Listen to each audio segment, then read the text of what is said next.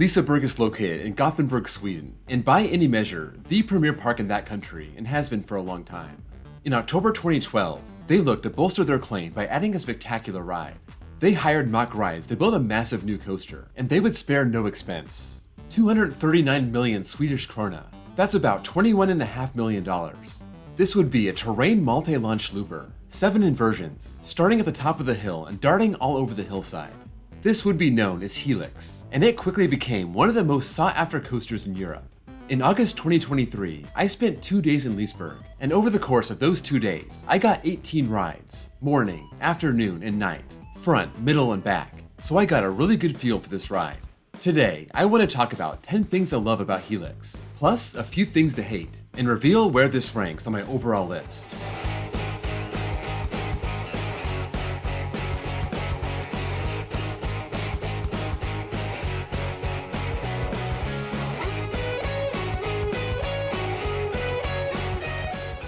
The first thing to love has nothing to do with the ride. It's the station music.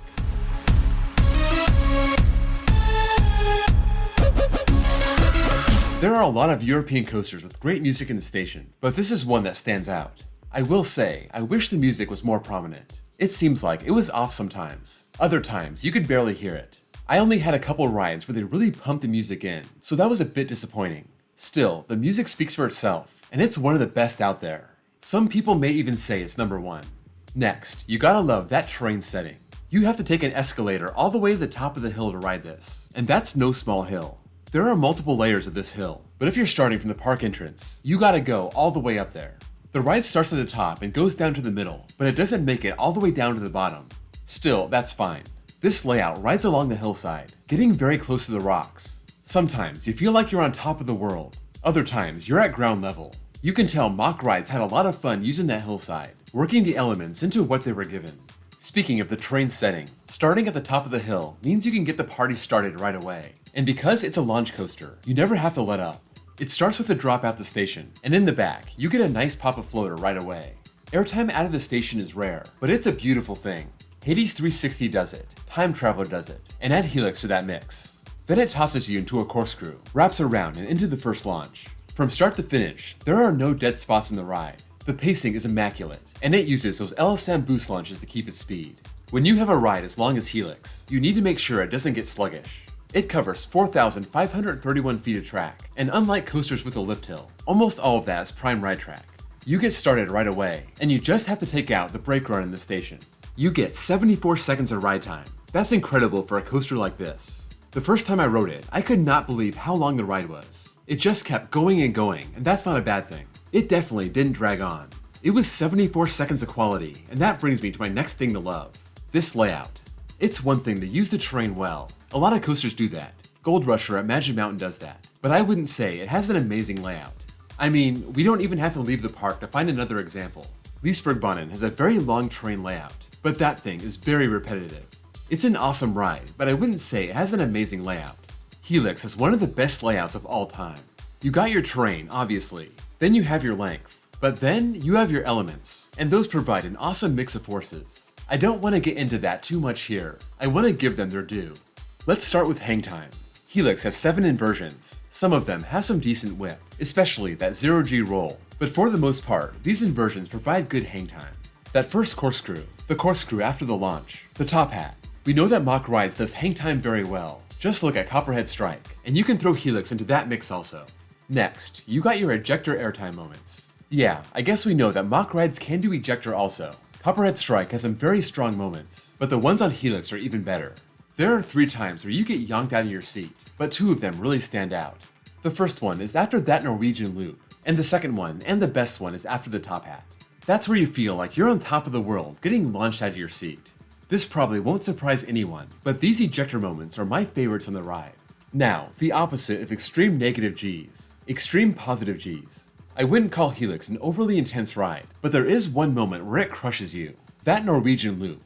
This is 2 inversions in one. It's basically a dive loop, followed by an Immelman. It has a pretzel-like shape, and it's that low point between the inversions where the Gs are the highest. This is listed with 4.3 Gs, and I'm sure this is where it achieves that. There are only 3 of these in the world, and now I've ridden all of them. Fahrenheit at Hershey Park, Speed Monster at Tussenfrid, and I would say Helix has the best one. This element is also one of the prominent things that you can see from the ground level, and it really showcases the ride to anyone making their way to the escalator. My next thing to love is actually my favorite sequence on the ride.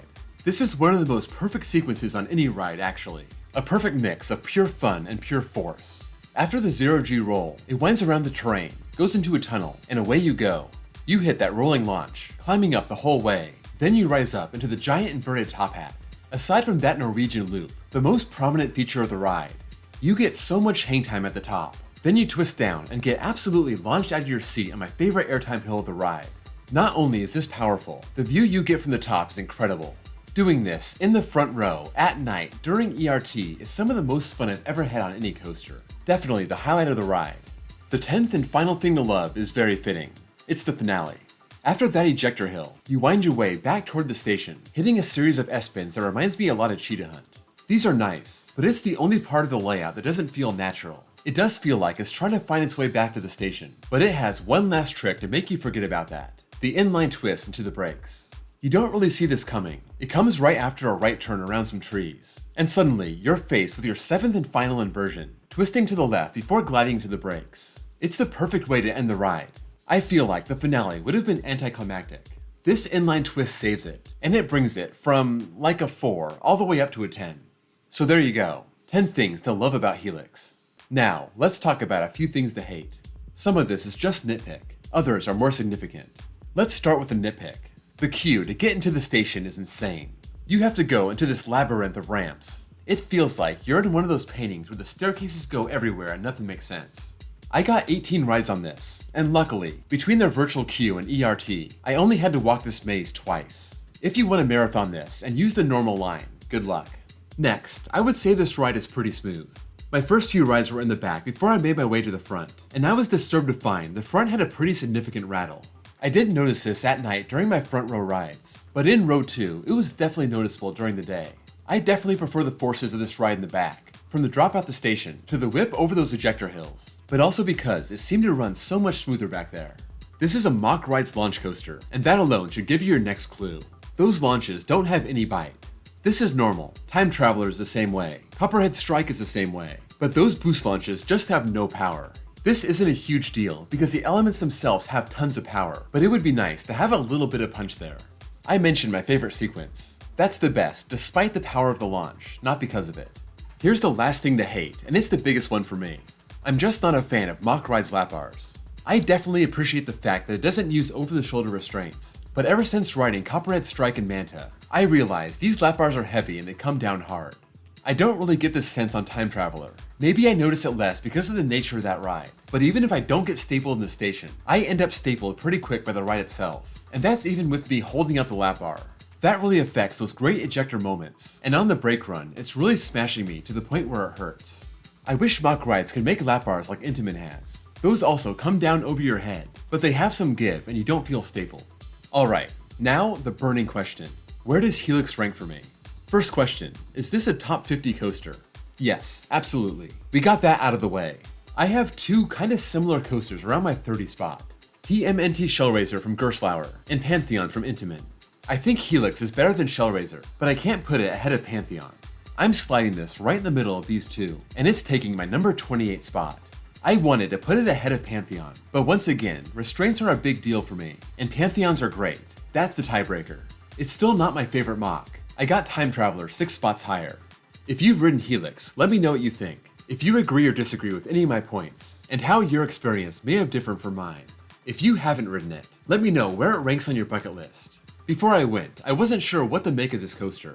I thought it could miss my top 100, or it could land inside my top 30. Because of that, I only ranked it number 6 on my list of most anticipated European coasters. Safe to say, it landed on the high end of my expectations. Now we have to ask the question, is this my number 1 coaster in Europe? Well, sorry, I don't want to let that secret out of the bag just yet. I don't even know if it's the best coaster in its own park. You'll just have to stay tuned for more. If you enjoyed this video, please drop a like. And if you're new here and want to see more content like this, please give me a sub. I have a playlist with other coaster reviews. Also, check out my links below for my Discord server, and my second channel where I post copyright-free off-ride footage, and my baseball channel if you're also a baseball fan like me. Thank you all for watching, and I'll see you all next time.